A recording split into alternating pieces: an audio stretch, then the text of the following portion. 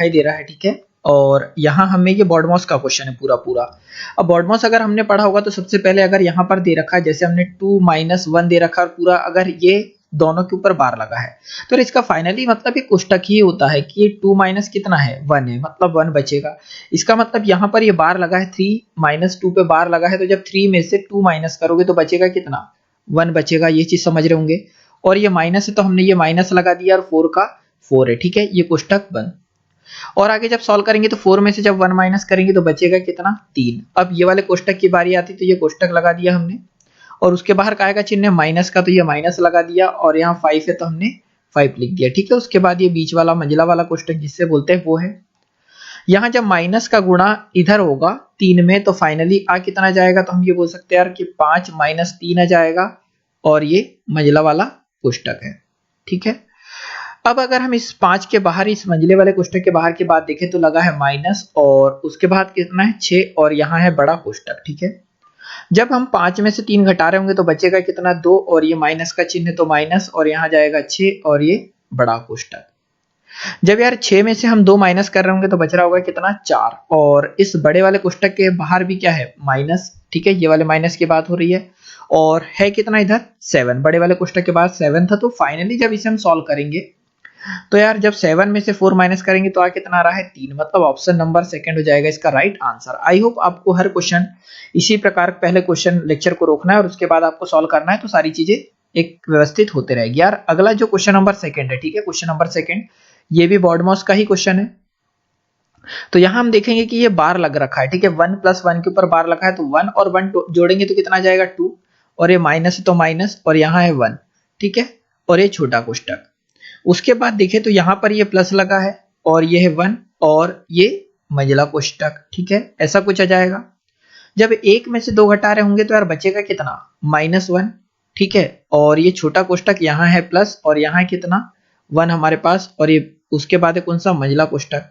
अब देखो यार ये 1 - 1 हो जाएगा, तो फाइनली इस पूरे कोष्टक तक की कहानी हो गई कितनी 0, ठीक है, मतलब यहां से यहां तक की जो पूरी वैल्यू आ रही है वो 0 आ रही है। अब यहां बचा कितना हमारे पास माइनस, ठीक है।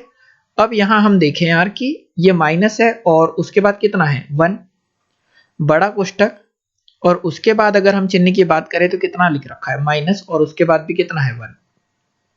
फाइनली सॉल्व करोगे तो 1 - 1 आएगा, और इस 1 से 1 जब कैंसिल आउट हो जाएगा तो फाइनली आंसर आ रहा होगा कितना 0, मतलब ऑप्शन नंबर फर्स्ट हो जाएगा राइट आंसर।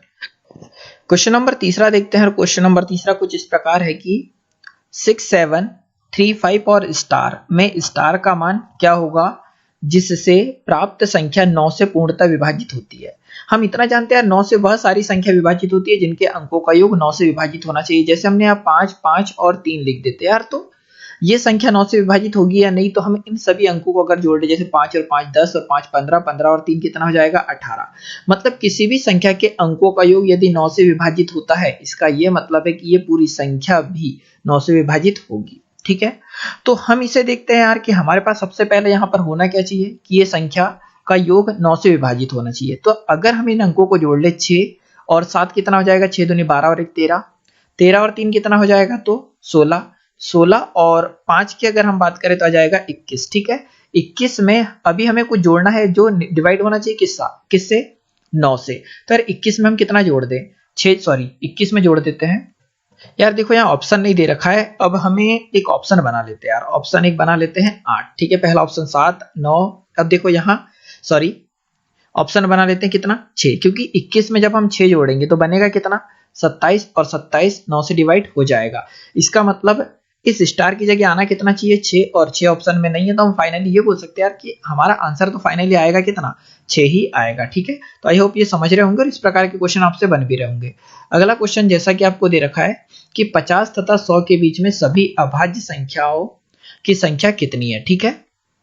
तो यार देखो ये बेसिकली क्वेश्चन है, अगर आप चाहो तो याद कर सकते कि 1 से लेकर 50 तक की जो टोटल अभाज्य संख्या होती है वो कितनी होती है 15, ठीक है, याद रखिए 1 से लेकर 50 तक टोटल अभाज्य संख्या की बात करें तो कितनी होती है 15, और वहीं पर हम 1 से लेकर 100 तक की अभाज्य संख्या की बात करें तो कितनी होती है 25, तो 1 से लेकर 100 तक होती है 25, तो टोटल 25 अभाज्य संख्या में से 1 से लेकर 50 तक जो 15 अभाज्य संख्या उनको माइनस कर दे तो बचेगी कितनी 10, तो हम ये बोल सकते हैं कि टोटल 50 से लेकर 100 के बीच में अभाज्य संख्या होगी कितनी होगी तो 10। ठीक है, अगर थोड़ी सी चीज इसको समझने में प्रॉब्लम हो तो 1 से लेकर 50 तक की जो गिनती होती है उनमें अभाज्य संख्या होती है 15, वहीं 1 से लेकर 100 तक टोटल अभाज्य संख्याओं की बात करें तो वो होती है 25।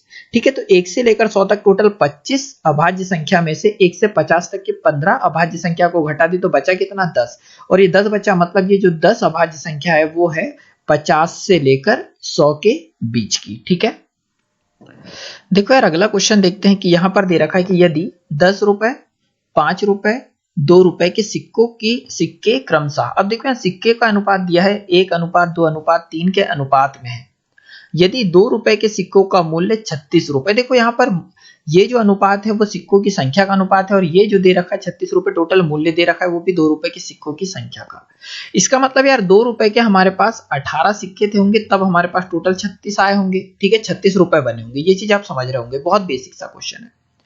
अब यहाँ पर बोला है कि कुल सिक्कों की संख्या कितनी है। ठीक है, तो यार अगर मैं ऐसा मानूं कि देखो सिक्कों की जो संख्या है, ठीक है, अगर हम सिक्के की बात करें तो सिक्के हमारे पास है 1:2:3 में।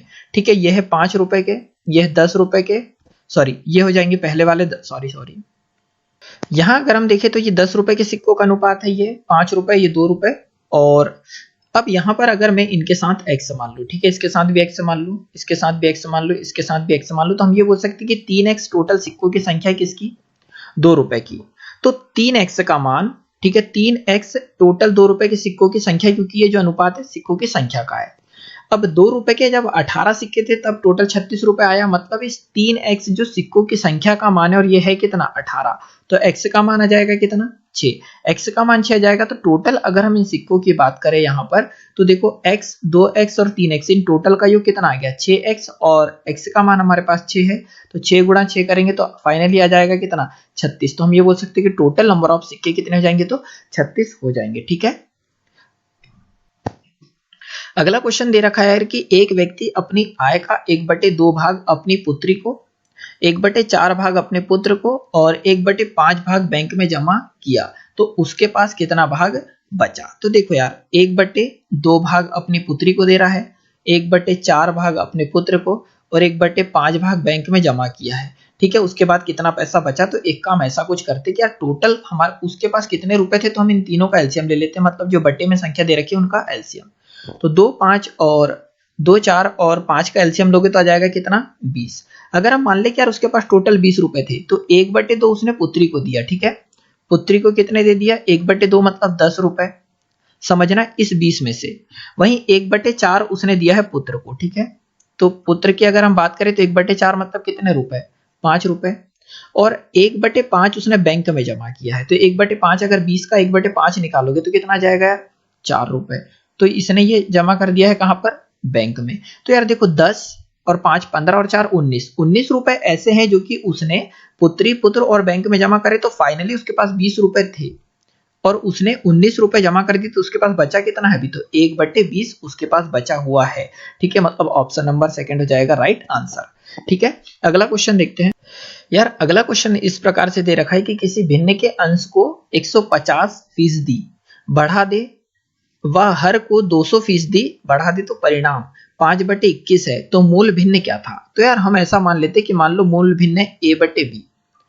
अब यहां पर उसने बोल रहा है कि अंश को उसने 150% बढ़ाया, तो a को 150% बढ़ाया मतलब हर चीज अपने आप में या हर राशि अपने आप में 100% होती है, और 150% बढ़ाया मतलब 100 में अगर 150 की वृद्धि करें तो ये कितना हो गया 250%। ठीक है, हमने हर चीज अपने आप में 100% होती है, उसी आधार पर हमने अंश को अगर 100 माना, तो उसने अगर 150% बढ़ाया तो 100 में जब 150 की वृद्धि हुई तो टोटल आ गया कितना 250। वैसे हर हमारे पास b है और हर में 200% की वृद्धि कर रहा है, मतलब वो कितना जाएगा 300%, क्योंकि यार अपने आप में 100% था, पर जब इसमें 200% की वृद्धि हुई तो बन कितना गया 300%। अब फाइनली ये जो भिन्न है वो बन कितना जाता है, तो यार ये भिन्न हो कितना जाता है यहाँ पर 5/21 हो जाता है, और भिन्न अगर 5/21 हो जाता है तो हम ये बोल सकते हैं कि इसके बराबर हो जाएगा कितना 5/21। तो परसेंट से परसेंट कैंसिल हो जाएगा, 25 से काटोगे तो 25 धम इतना हो जाएगा और 25 12 आ जाएगा कितना 300। ठीक है, और काट देंगे 2 से तो 2 से आ जाएगा 5 और 2 से आ जाएगा कितना 6। और आगे सॉल्व करेंगे तो हमारे पास यहाँ पर है 5a बटे 6b और बराबर से कितना 5 बटे 21। तो यार 5 से 5 कट जाएगा, 3 दूनी 6 और 3 सत्ता 21। और आगे जब सॉल्व करेंगे तो a बटे b बराबर से जाएगा कितना 2 बटे 7, जो कि मूल भिन्न की वैल्यू आ गई, मतलब ऑप्शन नंबर सेकंड हो जाएगा इसका राइट आंसर कि मूल भिन्न कितना था, तो 2 बटे 7 था। अगला क्वेश्चन देखते हैं कि यहां पर हमें क्वेश्चन नंबर 8वां दे रखा है कि 425 व 476 का महत्तम समापवर्तक होगा। ठीक है, तो 425 और 476 का महत्तम समापवर्तक होगा। तो आपने अगर इसे पढ़ रखा होगा तो हम ये बोल सकते हैं कि जब दो संख्या दे रखी हो तो बड़ी संख्या में, मतलब 476 में भाग दे दे हम किसका 425 का। अगर ये मेथड आपने पढ़ रखी होगी तो 425 से कम 425, जब माइनस करेंगे तो बचेगा 1 5, ठीक है 51 बचेगा। अब यहां पर इस 51 से भाग देना है किसको, इस वाली संख्या को, मतलब 425 को। तो 51 चौक कितना हो जाएगा, सॉरी 51 अट्ठे, तो 51 अट्ठे हो जाएगा 408। ठीक है, 51 अट्ठे की बात करें तो हो जाएगा कितना 408। यहां माइनस करेंगे तो बचेगा 15 में से 7। ठीक है, यहां 1 का 1 मतलब 17 बच जाएगा, और यहां पर कितना है हमारे पास तो 51। ठीक है, यहां पर अगर हम 17 से भाग देंगे तो 17 दिया कितना आ गया 51, मतलब पूरा पूरा भाग चला गया। तो हम इस प्रकार के क्वेश्चन में ये बोलते हैं कि जो हमारा अंतिम भाजक था वही हमारा होता है क्या महत्तम समापवर्तक, मतलब ऑप्शन नंबर सी हो जाएगा राइट आंसर। या तो इसके गुणनखंड कर सकते हैं, ठीक है, तो भी हमारा आंसर आ जाएगा। अगला क्वेश्चन हो जाएगा कि यदि 6 पेन का मूल्य 4 सही 2 बटे 4 रुपए है तो 4 पेन का मूल्य कितना होगा। तो देखो यार 6 पेन समझ है ना, बहुत सिंपल सा है। 6 पेन का मूल्य कितना है हमारे पास 4 सही 2 बटे 4, या फिर इसको हम बोल सकते हैं 4 चौक 16 और 2 18 बटे 4 रुपए है। कितने पेन का 6 पेन का मूल्य, तो वहीं पर अगर हम एक पेन के मूल्य की बात करें तो 18 बटे 4, और ये 6 का जब पक्षांतर करेंगे तो ये आ जाएगा किधर बटे में। हमारे पास कितने पेन का मूल्य चाहिए हमको, तो 4 पेन का मूल्य कितना होगा, तो यहाँ पर 4 का गुणा होगा, तो इधर भी किसका गुणा हो जाएगा 4 का। तो यहाँ पर तो बन गए 4 पेन। जब इसे सॉल्व करेंगे तो 4 से 4 कट गया, 6 से काटेंगे तो 6 तिया कितना हो जाएगा, सॉरी 6 कम 6 6 तिया 18।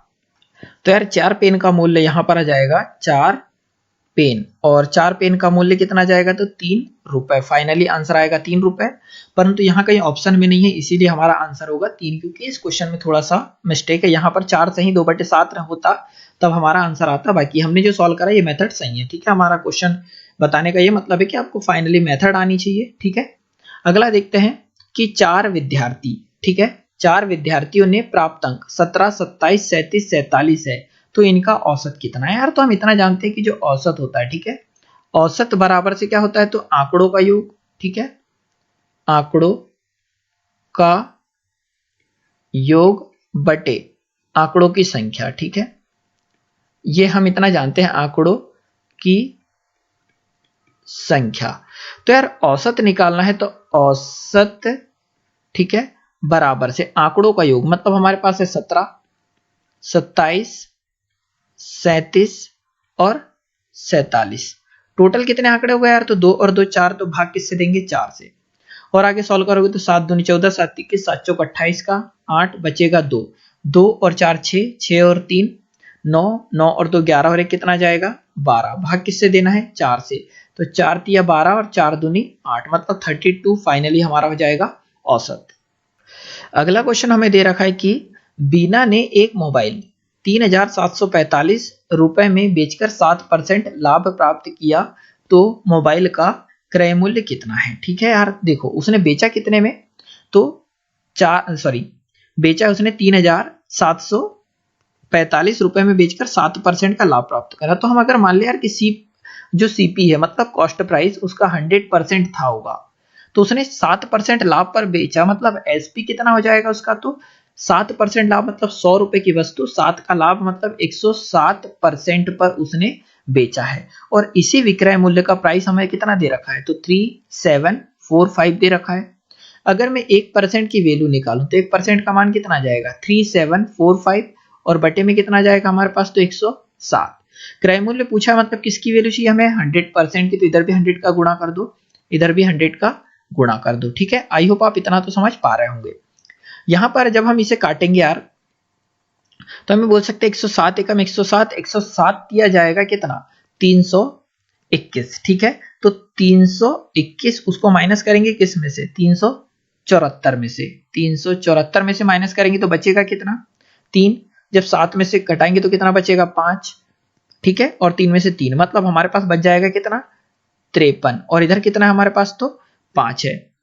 अब यहां पर हम 107 से काटेंगे तो 107 एकम और 107 पंचे मतलब कितने बार कट रहा है 3 5, और गुणे में कितना है हमारे पास है 100, मतलब फाइनली हम सॉल्व करेंगे तो आ जाएगा 3 5 और 00 मतलब 3500 रुपए आ जाएगा। किसकी वैल्यू 100% की, और 100% हमारा है क्या सीपी है, मतलब ऑप्शन नंबर डी हो जाएगा इसका राइट आंसर, ठीक है। चाहो तो आप इस फॉर्मूले का भी यूज कर सकते हैं। यहाँ पर ये हमने कुछ ऐसा पढ़ा होगा आपने कि एसपी बराबर से CP into 100 plus profit upon 100 पढ़ा होगा, ठीक है।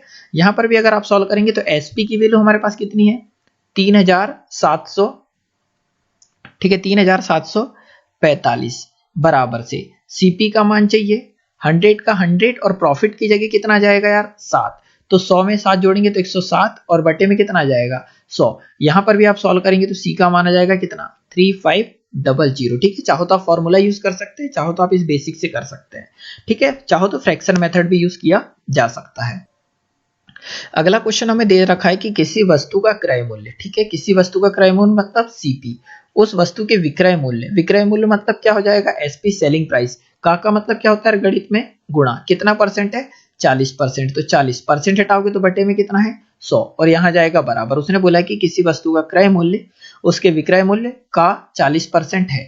सॉल्व करोगे तो 4 दूनी 8 और 20 दूनी 40 और 20 से 5 100, तो हम यहां बोल सकते हैं कि सीपी अपॉन एसपी बराबर से बच कितना गया 2/5, मतलब कोई वस्तु 2 रुपए की थी तो बेची कितने में 5 रुपए में बेची है, तो उसने बोला तो विक्रय मूल्य क्रय मूल्य का कितना परसेंट है, तो विक्रय मूल्य जो है वो क्रय मूल्य का कितना परसेंट है। तो यहां पर देखो यार विक्रय मूल्य मतलब विक्रय मूल्य मतलब एसपी, क्रय मूल्य जो एसपी है वो क्रय मूल्य का कितना परसेंट है। अगर क्रय मूल्य की बात करें तो सीपी का मतलब कितना परसेंट मतलब x परसेंट है, हम ऐसा बोल सकते हैं कि देखो यहां पर इस पजल को समझना कि विक्रय मूल्य क्रय मूल्य का मतलब गुणा कितना परसेंट है तो x परसेंट है, तो एसपी की जगह आ जाएगा 5, सीपी की जगह आ जाएगा 2 और x की जगह x परसेंट हटाओगे तो बटे में 100, तो 5/2 गुणा में कितना जाएगा 100 बराबर से कितना x, 2 से काटोगे तो कितना 50 और 50 पंचे आ जाएगा कितना 250 क्या परसेंट, आ जाएगी x की वैल्यू, मतलब ऑप्शन नंबर डी हो जाएगा इसका राइट आंसर। देखो यार अगला क्वेश्चन है हमारे पास कि 6000 रुपए की धनराशि का 1/2 वर्ष में 1% प्रति माह की दर से कितना ब्याज होगा। तो देखो यार 1% प्रति माह मतलब एक महीने में अगर 1% ब्याज लग रहा है तो हमारे पास कितना महीना है टोटल 1.5 साल है, ठीक है। 1/2 वर्ष है इसका, ये मत 1/2 वर्ष है इसका मतलब टोटल कितने माह होते हैं 18 माह, ठीक है। तो यार एक महीने में जब 1% ब्याज लग रहा है तो 18 माह में टोटल कितना परसेंट ब्याज लग जाएगा तो 18%, ठीक है। किसका 18%, तो यार 6000 का 18% टोटल ब्याज लग जाएगा, परसेंट हटाएंगे तो बटे में 20 काट देंगे, 18 छंग कितना हो जाएगा तो 108 और ये 0 का 0 लगा देंगे, मतलब टोटल कितने रुपए ब्याज आ जाएगा तो 1080 रुपए, ऑप्शन नंबर सेकंड हो जाएगा राइट आंसर। अगला देखते हैं क्वेश्चन नंबर 14 कि निम्न में से कौन सा कोण ऋजु कोण है। ऋजु कोण का क्या मतलब होता है यार कि वह कोण जो पूरा का पूरा सीधा बने, मतलब कितने डिग्री का बने 180 डिग्री का, और या फिर एक सरल रेखा पर बना ही कोण ऋजु कोण होता है, मतलब ऑप्शन नंबर सेकंड हो जाएगा राइट आंसर, ठीक है। अगला देखते हैं क्वेश्चन नंबर 15। देखो यार अगला क्वेश्चन है कि दी गई आकृति में कोण PQS, ठीक है, PQS कितना है 130 डिग्री, और वहीं पर PRQ, ठीक है, PRQ कितना है 70 डिग्री, तो कोण QPR बताओ, QPR मतलब ये वाला कोण का मान हमको निकालना है। तो यार सिंपल सा क्वेश्चन है, यहां पर अगर हम देखेंगे तो ये है हमारे पास 130, तो ये वाला कितना हो जाएगा 50 डिग्री, क्यों हो जाएगा क्योंकि हम जानते हैं किसी रेखा के एक ही और बने कोणों का योग 180 अंश होता है, तो ये 130 था तो ये हो जाएगा 50। अब हम इतना जानते हैं कि पूरा का पूरा एक ट्रायंगल बन गया और ट्रायंगल के तीनों एंगल का सम होता है 180 डिग्री। तो यार देखो 50 और 70 जोड़ेंगे तो आ जाएगा कितना 120, मतलब ये वाला कितना है 60 डिग्री, क्योंकि तीनों कोडों का योग होना चाहिए 180। तो ये वाला हो जाएगा कितना 60 डिग्री, मतलब ऑप्शन नंबर सी हो जाएगा राइट आंसर।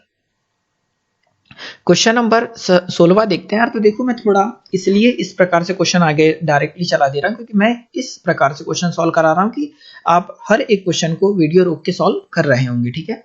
यदि दो वर्गों का परिमाप, ठीक है, 1:2 है तो उनके क्षेत्रफल का अनुपात क्या होगा। तो देखो यार परिमाप दिया है और परिमाप का अनुपात हमारे पास कितना दे रखा है, तो 1:2, और फाइनली परिमाप क्या होता है 4a अनुपात 4a2। तो देखो यार 4a1 और 4a2 का मतलब क्या है कि अगर मैं एक ये वर्ग मानूं और एक ये दूसरा वर्ग मानूं, इसकी भुजा a1 अगर होती तो इसका परिमाप कितना होता 4a1, और इसकी अगर भुजा a2 मानो तो इसका परिमाप कितना होगा 4a2 होगा। तो परिमाप का अनुपात देखूं तो मैं यार 4a1 और 4a2 है, मतलब 4a1 अपॉन 4a2 ये हो जाएगा दोनों वर्ग का अनुपात, ये एक छोटा वर्ग और एक ये बड़ा वर्ग, उनके परिमाप का अनुपात ये होगा। और फाइनली अनुपात क्या दे रखा है हमें 1:2, 4 से 4 कट गया तो a1 अपॉन a2 की वैल्यू आ गई कितनी 1/2। तो यार पहले वाले वर्ग की भुजा 1 और दूसरे वाले की 2 है, तो उसने बोला कि क्षेत्रफल का अनुपात क्या होगा। तो क्षेत्रफल क्या होता है a1 का वर्ग बटे a2 का वर्ग, मतलब भुजा का वर्ग ही होता है क्षेत्रफल। तो a1 का वर्ग मतलब a1 का मान है 1, तो 1 का वर्ग आएगा 1, वैसे ही 2 का वर्ग आ जाएगा कितना 4। तो फाइनली क्षेत्रफल का अनुपात आ जाएगा कितना 1:4, मतलब ऑप्शन नंबर डी हो जाएगा राइट आंसर। देखो यार अगला क्वेश्चन क्या दे रखा है हमें कि दी गई आकृति में, ठीक है, आकृति दिख रही होगी त्रिभुज PQR, ठीक है, मतलब ये वाला त्रिभुज PQR, मतलब ये पूरा का पूरा एक बड़ा वाला त्रिभुज, ठीक है। ये त्रिभुज हो गया, ये P, ये Q और ये R, त्रिभुज SRO, ठीक है, ये वाले त्रिभुज का 4 गुना है। मतलब हम ये बोल सकते हैं यार कि देखो एक छोटा सा त्रिभुज बन रहा है, ये है R, ये है S और ये है O, ये वाले त्रिभुज का 4 गुना है कौन सा बड़ा वाला। तो भुजा OS, ठीक है, तो OS की लंबाई ज्ञात करना है। तो ये चीज समझना यार, अगर आपने थ्योरम पढ़ रखी होगी तो हम इतना जानते हैं कि अगर मैं ये एक त्रिभुज बना लूं, ठीक है, समझना, और इसका मध्य बिंदु, एक मिनट, इसका मध्य बिंदु और इसका मध्य बिंदु और इसका मध्य बिंदु अगर मैं इनको मिला देता हूं तो इन सभी का क्षेत्रफल आपस में क्या हो जाता है बराबर। अगर मैं बात करूं यार ये ऊपर वाला त्रिभुज आप देखेंगे तो ऊपर वाले त्रिभुज का क्षेत्रफल अभी आ रहा है 1, और इस पूरे त्रिभुज के अगर मैं क्षेत्रफल की बात करूं तो 1 2 3 4 है। तो यहां हम देख रहे हैं कि छोटे वाले त्रिभुज के क्षेत्रफल का 4 गुना है बड़े वाले त्रिभुज का क्षेत्रफल। इसका ये मतलब है कि ये वाला पार्ट, ये वाला पार्ट और ये वाला पार्ट बराबर है, मतलब यदि मैं ऐसा कुछ जोड़ दूं तो ये एक और ये एक और ये एक होगा। तो इस कंडीशन में ये वाला जो बिंदु और ये वाला बिंदु क्या होता है इस भुजा का मध्य बिंदु होता है, मतलब इस भुजा की आधी होती है ये वाली भुजा। तो ये अगर 12 है तो ये वाली कितनी हो जाएगी 6 हो जाएगी, मतलब ऑप्शन नंबर हो जाएगा इसका सेकंड राइट आंसर, ठीक है। थ्योरम का खेल है, अगर आपने ये सारी थ्योरम पढ़ रखी होगी तो आपसे बन रहा होगा। देखो यार अगला क्वेश्चन दे रखा है कि सबसे लंबी, ठीक है, सॉरी यहां उसे लिख दिया है, सबसे लंबी छड़ की माप क्या होगी जो 6 मीटर लंबाई, 4 मीटर चौड़े और 3 मीटर ऊंचे कक्ष में रखी है। मतलब एक किसी इस प्रकार की कोई आकृति है, ठीक है, और इस प्रकार की आकृति में हमें एक छड़ रखना है, ठीक है। और फाइनली अगर आपने ज्योमेट्री ढंग से पढ़ रखी है तो आप जानते होंगे ये है घनाभ, ठीक है, ये क्या है तो घनाभ है। और घनाभ में जब अगर हम कोई एक लंबी छड़ रखते हैं तो उसकी जो लंबाई होती है वो क्या होती है लंबाई का वर्ग प्लस चौड़ाई का वर्ग प्लस ऊंचाई का वर्ग, ये हो जाएगा विकर्ण की लंबाई जिसको बोलते हैं, ठीक है, ये होता है विकर्ण, और यही होता है बांस की अधिकतम लंबाई, ठीक है। और ये आपने 10th क्लास में पढ़ रखा होगा। तो यहां पर देखो लंबाई हमारे पास 6 मीटर, चौड़ाई है 4 मीटर और ऊंचाई कितनी 3 मीटर। तो यार 6 का वर्ग प्लस 4 का वर्ग प्लस 3 का वर्ग, तो और आगे जब सॉल्व करेंगे तो 6 का वर्ग आ जाएगा कितना 36, 4 का वर्ग आ जाएगा 16 और 3 का वर्ग आ जाएगा 9, तो 36 और 16 और 9, ठीक है, टोटल हो जाएगा 61, ठीक है, वो भी करने के अंदर, मतलब ऑप्शन नंबर सेकंड होगा इसका राइट आंसर। अगला देखते हैं क्वेश्चन नंबर 19वां कि यदि 24 सेंटीमीटर लंबाई वाले शंकु का आयतन सॉरी 24 सेंटीमीटर ऊंचाई वाले शंकु का आयतन। तो यार हम जानते हैं कि शंकु कुछ इस प्रकार का शेप होता है और इसकी ऊंचाई हमें कितनी दे रखी है, h की वैल्यू तो 24 सेंटीमीटर। और यहां पर अगर हम रेडियस की बात करें तो रेडियस मान लेते हैं r का। आयतन दे रखा है 1232 घन सेंटीमीटर है। तो आयतन क्या होता है यार शंकु का, तो 1/3 पाई r स्क्वायर h, ठीक है। और यही आयतन हमें दे रखा है कितना, 1232। तो 1/3 का 1/3, पाई का माना जाएगा 22/7 और r का मान हमें चाहिए तो r का वर्ग और h का मान हमारे पास दे रखा है कितना, 24, बराबर से जाएगा कितना 1232, ठीक है। और आगे जब हम इसे सॉल्व करेंगे तो फाइनली जब आप काटोगे पीटोगे तो r का वर्ग बराबर से जाएगा 49, तो r का माना जाएगा कितना 7, r का माना जाएगा 7, मतलब ऑप्शन नंबर फर्स्ट हो जाएगा राइट आंसर। अगला देखते हैं यार क्वेश्चन नंबर 20 कि यदि एक वृत्त व वर्ग का क्षेत्रफल बराबर है। तो यार देखो एक वृत्त है और एक वर्ग है, उनका क्षेत्रफल बराबर है ऐसा बोला है, तो उनके परिमाप का अनुपात क्या होगा। तो अब यहां पर लिखो यार, अगर क्षेत्रफल बराबर है मतलब दोनों एक दूसरे के इक्वल है। अब यदि मैं यहां इसकी रेडियस मान लूं कितनी r और इसकी भुजा मान लूं a, तो हम ये बोल सकते हैं यार कि एक वृत्त और एक वर्ग का क्षेत्रफल बराबर है, तो इसका क्षेत्रफल बराबर है तो इसका क्षेत्रफल हो जाएगा कितना, पाई r स्क्वायर, और इसका क्षेत्रफल हो जाएगा कितना, a का स्क्वायर, ठीक है। इसकी भुजा r और इसकी a है, क्षेत्रफल बराबर है मतलब इसका मान भी 1 और इसका मान भी 1, मतलब पाई r स्क्वायर वृत्त का क्षेत्रफल भी 1 होगा तो वर्ग का क्षेत्रफल भी 1 होगा। यहीं पर r का वर्ग अपॉन a का वर्ग बराबर से करें तो 1 कितना जाएगा, पाई। और आगे अगर हम सॉल्व करें तो हम ये बोल सकते हैं कि r अपॉन a बराबर से जाएगा 1/√पाई। अब यहां पर बोला कि उनके परिमाप का अनुपात बताओ, तो यार इस वृत्त का परिमाप होता है 2 पाई r और वर्ग का परिमाप होता है कितना, 4a, ठीक है। और आगे सॉल्व करेंगे तो 2 का 2, पाई का पाई, एक r का मान हमारे पास कितना है, तो r का मान है 1, तो यहां जाएगा 1/4 का 4 और a का मान कितना है हमारे पास, तो पाई, तो यहां पर आ जाएगा पाई। तो यार 2 1 कम 2 और 2 दूनी कितना हो जाएगा 4, तो इस पाई को यहां पर आ जाएगा √, इस पाई को हम लिख सकते हैं पाई इंटू पाई, ठीक है। करनी के अंदर पाई गुणित करनी के अंदर पाई, तो जब पाई का पाई में गुणा हो जाएगा तो पाई आ जाएगा। बटे में कितना है तो 2 और करने के अंदर कितना, एक पाई है, तो एक पाई से एक पाई कैंसिल हो जाएगा। तो फाइनली हमारे पास आया कितना, तो ये आ गया कितना, √पाई/2, ठीक है। काय का अनुपात परिमाप का मतलब ऑप्शन नंबर डी हो जाएगा राइट आंसर, ये √ लगा है, ठीक है। ऑप्शन नंबर डी होगा राइट आंसर। अगला क्वेश्चन पेडागोजी से हो जाएगा कि गणित का ज्ञान समस्त जगत में होता है। पहला ऑप्शन है विभिन्न रूप का, सेकंड है समान रूप का, थर्ड है असमान रूप का और उपयुक्त सभी, ठीक है।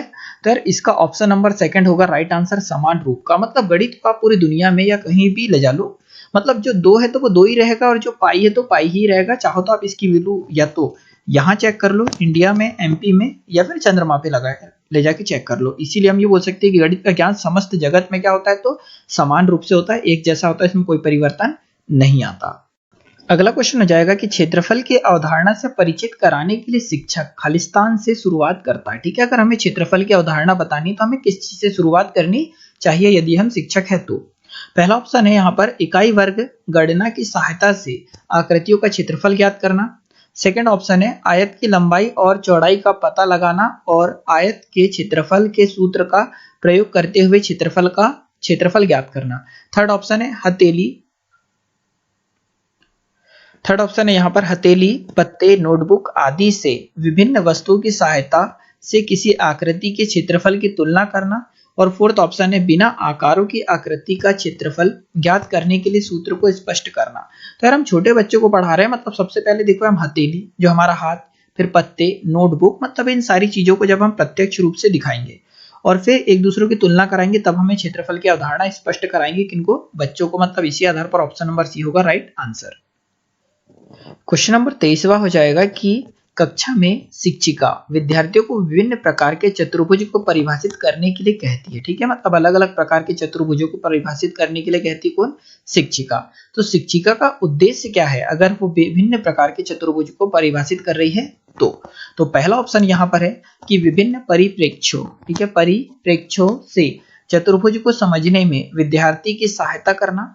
सेकंड, विभिन्न परिभाषाओं को खोजने में विद्यार्थियों की सहायता करना। और थर्ड ऑप्शन यहाँ पर है कि परिभाषा पर आधारित चतुर्भुज की सभी समस्याओं की व्याख्या करने में विद्यार्थियों की सहायता करना। फोर्थ ऑप्शन है यहाँ पर कि सभी परिभाषाओं को कंठस्थ करने में विद्यार्थी की सहायता करना। तो यार यहाँ पर देखो, लास्ट वाला तो बिल्कुल गलत हो जाएगा। क्यों गलत हो जाएगा? क्योंकि कंठस्थ करने वाली बात आ गई और यहाँ पर रटने वाली बात आई, वो तो पूरा पूरा गलत होता है।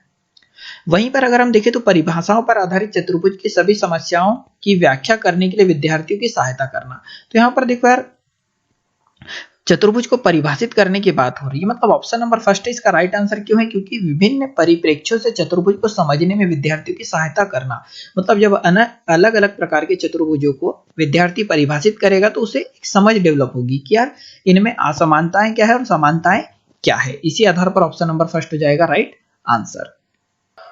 अगला क्वेश्चन दे रखा है यार कि विक्रमज्या का सर्वप्रथम प्रयोग किस भारतीय गणितज्ञ ने किया था? ठीक है, विक्रमज्या की बात हो रही है, इसका सर्वप्रथम प्रयोग किस भारतीय गणितज्ञ ने किया था? तो पहला ऑप्शन है भास्कराचार्य, सेकंड है आर्यभट्ट, थर्ड जाएगा ब्रह्मगुप्त और फोर्थ हो जाएगा रामानुज। ठीक है, तो ऑप्शन नंबर सेकंड इसका राइट आंसर, भास्कराचार्य ने सबसे पहले विक्रमज्या का प्रयोग किया था। अगला क्वेश्चन है यार कि किसने कहा कि गणित वह विज्ञान है जिसमें आवश्यक निष्कर्ष निकाले जाते हैं? ठीक है, गणित वह विज्ञान है जिसमें आवश्यक निष्कर्ष निकाले जाते हैं। तो पहला ऑप्शन है हर्बर्ट, सेकंड है पेस्टोलॉजी, थर्ड है बेंजामिन पैरिक और फोर्थ है पिंसन। ठीक है, तो ऑप्शन नंबर इसका सेकंड हो जाएगा right answer, option number second हो जाएगा, ऑप्शन नंबर थर्ड होगा। बेंजामिन पैरिक ने कहा था, ठीक है, कि गणित वह विज्ञान है जिसकी सहायता से निष्कर्ष निकाले जाते हैं। अगला क्वेश्चन हो जाएगा कि किस विधि के अंतर्गत यह निर्धारित किया जाता है कि पूरे अध्याय में कितने शीर्षकों के अंतर्गत वह कितने कलांशों व किन किन दिनों को पढ़ाना है?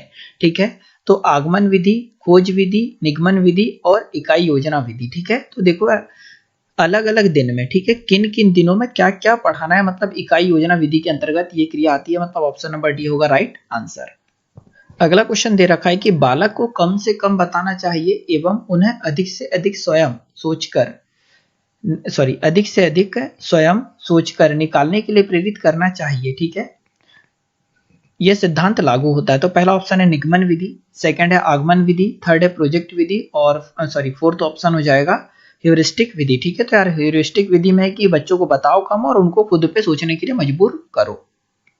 क्वेश्चन नंबर 28वां हो जाएगा कि वह विधि जो देखो सुनो और समझो के सिद्धांत पर आधारित है। ठीक है, वह विधि जो देखो सुनो और समझो के सिद्धांत पर आधारित है, तो वो पहला ऑप्शन हो जाएगा प्रदर्शन विधि, सेकंड है प्रयोगशाला विधि, थर्ड है विश्लेषण विधि और फोर्थ हो जाएगा संश्लेषण विधि। ठीक है, तो ऑप्शन नंबर फर्स्ट हो जाएगा राइट आंसर, प्रदर्शन विधि के अंतर्गत देखो सुनो और समझो का सिद्धांत आधारित होती है।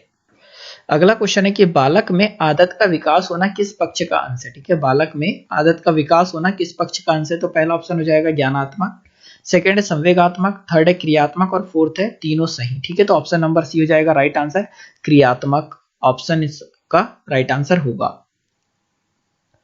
अगला देखते हैं कि साधारणतः एक फिल्म स्ट्रिप में कितने फ्रेम होते हैं? ठीक है, तो यार इसका ऑप्शन नंबर सी हो जाएगा राइट आंसर, 20 से 30। ठीक है, तो यार आज के लेक्चर में तो इतना ही, अगले लेक्चर में फिर मुलाकात होगी, जब तक के लिए जय हिंद जय भारत।